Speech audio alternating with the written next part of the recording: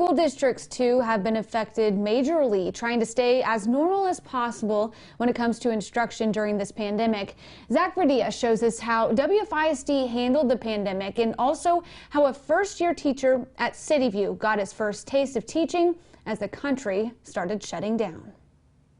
As students across Texoma enjoy a much-anticipated spring break, you can't help but think about where we were just 1 year ago. It comes up time for spring break. We're like, all right, we get our break, we get our rest. And what's all this that they're talking about on the news? Be prepared, but don't panic. That's the message from officials here in Wichita County after the first confirmed case of the coronavirus. Oh, that was what little we knew. What little we knew. You know what followed. I'm tired of unprecedented.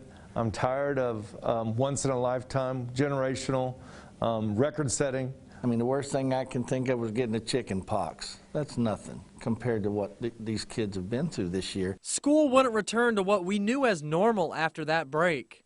Most not returning in person.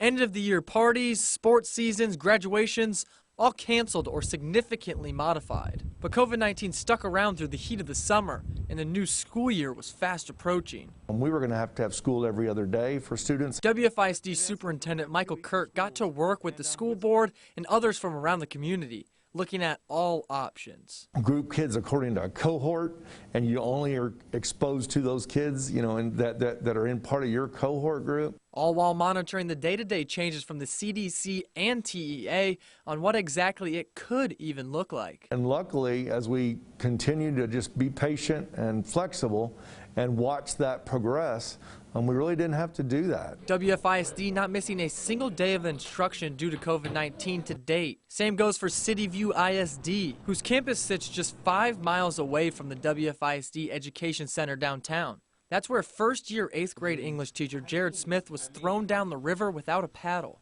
It was just a mad scramble for, well, where can I fit, where can I go? Smith was on spring break while student teaching in Azle at this time last year.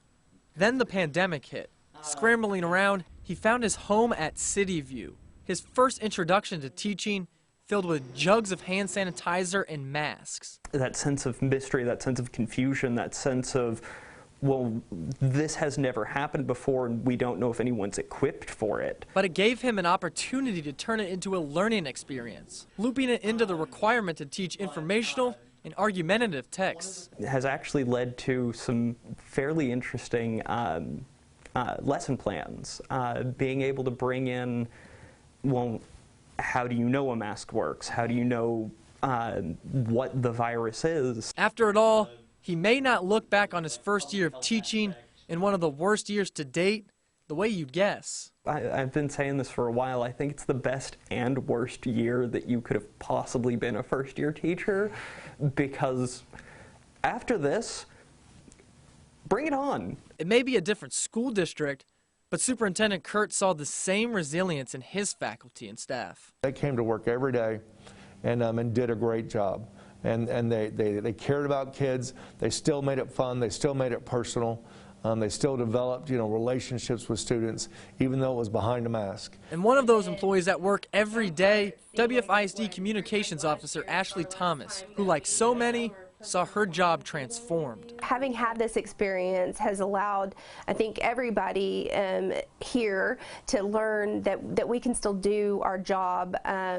It might just look a little different than what we're used to. Through the worst of times, Kurt and Thomas both credit the community for sticking together and protecting each other. Now's not the time to stop doing those things, because it is still a serious situation for those families that are struggling with loss. As they watched what everyone once knew as normal change. A place where it's okay not to necessarily be okay, because every generation has survived some kind of world-changing event, and this just happens to be theirs. Definitely world-changing. And she goes, I just wish I could see somebody smile. And I get that. And that'll happen again one of these days. Hopefully one day soon, as schools inch back towards a sense of normalcy and this generation takes on the world post-pandemic. I'm really looking forward to seeing how this generation, how these students that I've had the smallest hand in helping through, change the world after all of this. Because if they can get through this, nothing's stopping them. There's just not. That's so true, and this will certainly be in the history books one day. Zach, thank you so much for that report.